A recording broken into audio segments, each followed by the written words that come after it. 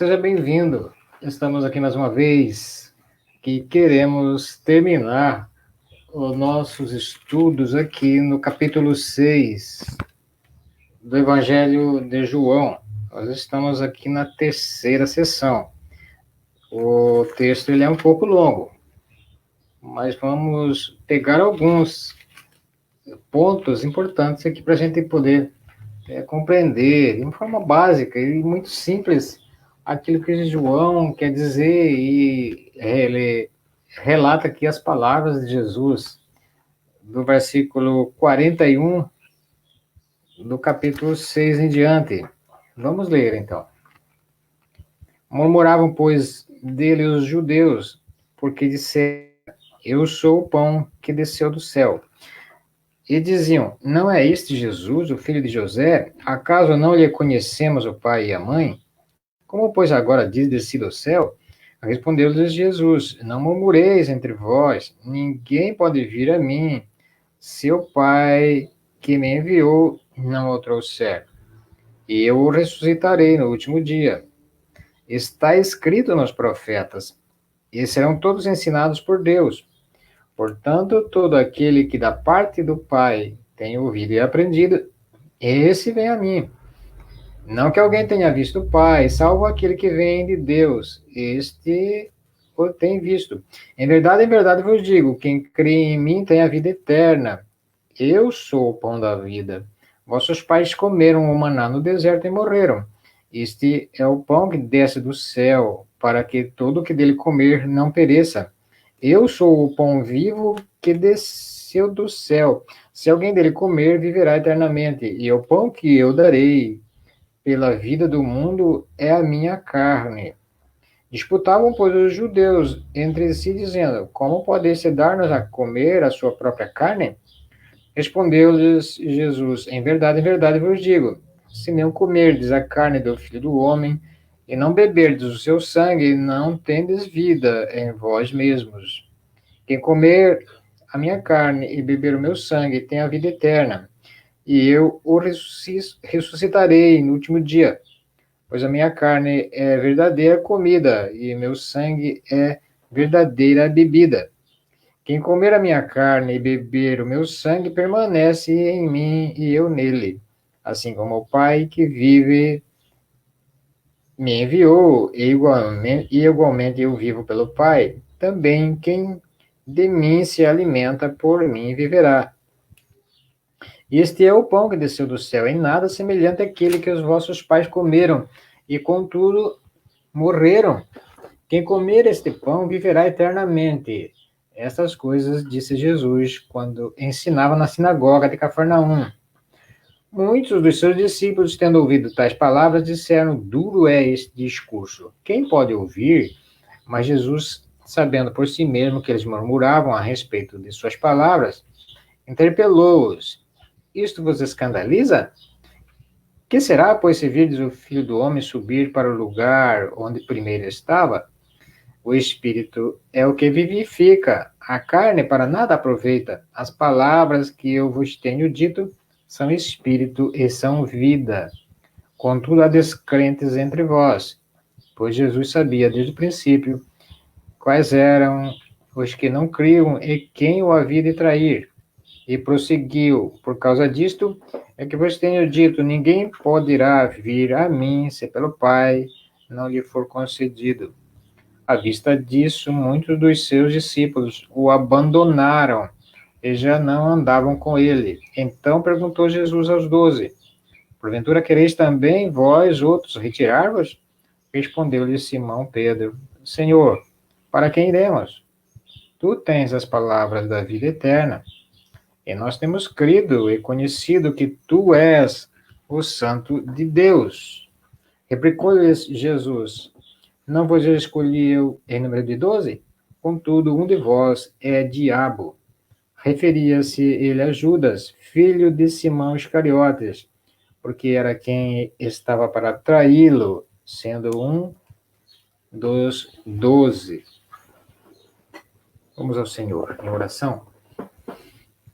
Senhor, mais uma vez estamos aqui com a tua palavra e queremos que ela nos ensine não queremos, ó Pai, estar afastados e não buscar a compreensão, mas primeiramente nos ajuda a compreender que a fé está acima de todas as coisas e o Senhor é o Deus encarnado, o qual deixou todas as coisas para que nós vivamos por meio dela e especialmente por meio do Senhor. Aplica aos corações de cada um de nós a tua palavra no nome do Senhor. Amém. Bem, nós continuamos aqui e vemos esse debate de Jesus e os seus ouvintes. Esse debate que parecia interminável e que chegou ao ponto de seus ouvintes, aqueles inclusive que haviam comido o pão, comido os peixes, né, os quais Jesus havia multiplicado, eles acabaram inclusive se afastando, abandonando Jesus, como nós vimos aí no final do texto. Agora, era inconcebível aquilo que Jesus estava dizendo, porque eles estavam olhando ali e vendo o filho de José.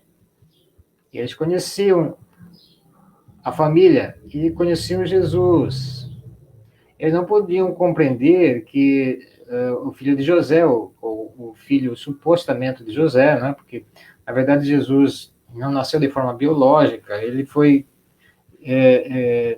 nascido por meio da vontade do Pai, e, através do poder do Espírito Santo, o qual colocou o próprio Jesus no ventre de uma mulher, né? E ele foi gerado, mas ele foi gerado como um ser humano e foi criado ali no lugar ao qual eles mesmos compreendiam ou diziam que era um lugar que de nada prestava, né? Nazaré. O próprio Natanael disse isso, né? Era a visão cultural daquele lugar. O que pode vir bom de Nazaré? Mas era de lá que Jesus veio. Então, nós percebemos aí, em todo esse texto, essa controvérsia entre essas palavras de Jesus a respeito de que ele era o pão da vida e o pão que os israelitas haviam comido, os antepassados, os pais, né, desses israelitas que estavam ali com Jesus, haviam comido lá no deserto. Eles achavam, esses ouvintes de Jesus, que aquilo era muito maior do que Jesus estava querendo dizer ali, e quem era Jesus, para estar falando, o pão, eu desci do céu, eu sou o filho de Deus. Eles não entendiam isso. Eles achavam que Moisés estava acima de qualquer profeta, embora estava ali aquele que nasceu pelo poder de Deus, não nasceu inclusive da vontade do homem. O próprio Deus encarnado estava ali com eles, o Messias, que eles deveriam estar esperando, e esperavam, não é? Estava ali com eles. E eles tinham visto coisas extraordinárias. E agora Jesus está falando nessa controvérsia com ele, nesse debate, que eles disseram anteriormente, bem, nós comemos o maná, nossos pais comeram, aliás, o maná do deserto, né? E o Senhor vai dizer agora, eu sou o pão do céu. Então, Jesus vai dizer isso, exatamente isso. Eu sou o pão que desceu do céu. O maná que os pais de vocês comeram no deserto, o pão que eles comeram, não pode, de forma alguma, impedir a morte. A visão que eles precisavam ter é exatamente pela fé. E eles não conseguiam compreender isso porque eles não tinham, lhes faltava a fé em Jesus. o Filho de Deus. E então, esse pão ao qual Jesus estava fazendo essa metáfora, na verdade, era o pão que dava a vida eterna, que era ele mesmo, né? Agora, como ele vai falar aí no versículo 58, o pão que desceu do céu não é semelhante ao pão que os pais de vocês comeram. Esse pão que sou eu, quem dele se alimenta vai viver eternamente. Agora, o pão físico, e eles estavam olhando somente para o pão físico, né? Mais uma vez, isso aí não pode impedir de vocês morrerem, né? O pai de vocês morreram, vocês vão morrer. Agora, a vida eterna está em vocês se alimentarem do pão que desceu do céu, que era o próprio Senhor Jesus, o Criador de todas as coisas. Agora, ele complica mais um pouco, né? Jesus vai complicar um pouco mais, porque ele vai dizer assim, no versículo 53 em diante: em verdade, eu vos digo que se não comerdes a carne do Filho do Homem e não beberdes o seu sangue, não tendes vida em vós mesmo. Quem comer a minha carne e beber o meu sangue tem a vida eterna, e eu ressuscitarei no último dia. Pois a minha carne é a verdadeira comida, o meu sangue é a verdadeira bebida. Ele complicou um pouco mais, né? Ele, na verdade, ele estava ofendendo, ou seja, eles, os israelitas que estavam ali ouvindo a Jesus, vendo o filho de José, conforme o olhar, a visão deles, agora eles ficavam ofendidos, porque comer carne humana e beber o sangue de qualquer animal era uma blasfêmia para o povo judeu. Era punível, né? Comer sangue. Estava na lei deles, não comer sangue. E Jesus vai dizer: vocês precisam comer a minha carne e beber o meu sangue. É claro que ele está fazendo uma metáfora, uma analogia com aquilo que eles, inclusive, deveriam conhecer, que era o sangue. O que era o sangue na lei de Moisés, na lei que Deus deu para eles, inclusive? O sangue, eles não comiam o sangue dos animais, porque o sangue, conforme a tradição do próprio povo de Israel, era a vida que estava no sangue. E Jesus está dizendo: vocês precisam se alimentar do meu sangue, beber o meu sangue. E ele está falando: vocês precisam ter vida exatamente em comer a minha carne e beber o meu sangue. É claro que é uma metáfora que eles deveriam compreender, mas eles estavam com a falta de fé e a falta de compreensão, inclusive, daquilo que eles tinham nas mãos, que era o Antigo Testamento. Eles não podiam compreender isso, por causa da falta da fé, né? Então, Jesus diz: vocês têm que... Claro que aqui Jesus está apontando para a frente, para a cruz. Ele precisava passar pela cruz. O sangue dele ia ser derramado. A carne dele, o corpo dele ia ser cuspido, esbofeteado, açoitado.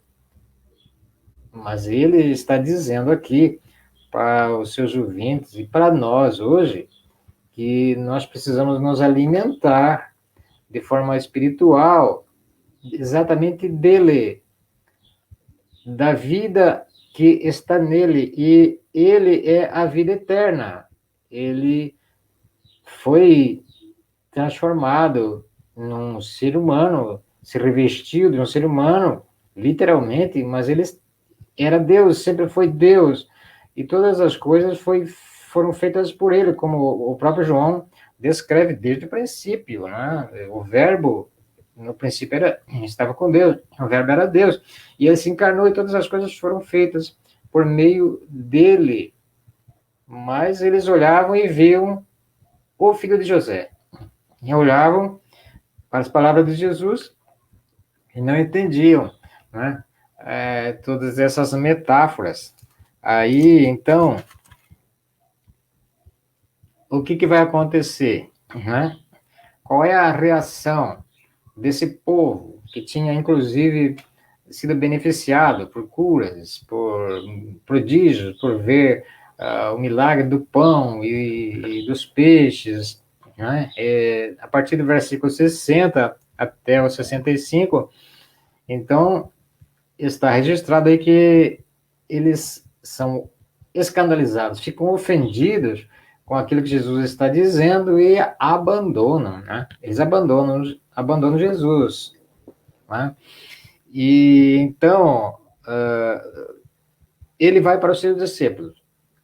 O que fica ali, o que sobra, são os 12 discípulos de Jesus.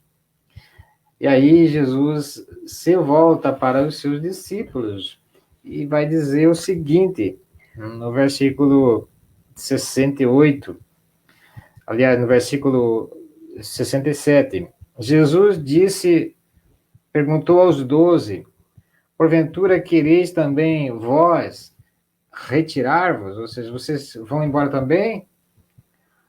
Hã? Aí Simão Pedro, né, vai dizer o seguinte, Senhor, para quem iremos nós? Para onde nós iremos? Tu tens as palavras da vida eterna. Não apenas palavras, mas as palavras da vida eterna. Era como se os discípulos estivessem ali, os 12, e, bem, nós não temos para onde ir. Nós seguimos o Senhor até aqui. Agora, nós estamos sem alternativa, não é? E quando nós pensamos nisso, na verdade, aquele que é salvo, aquele que é chamado pelo Senhor Jesus, ele não tem outra alternativa. A vida dele é um caminho único. Embora existam atalhos aí pelo caminho, mas eles são como os discípulos, estão ali, nós não temos para onde ir. Nós seguimos até aqui, e se nós voltarmos, eu creio que vai ser pior. E com certeza, com certeza.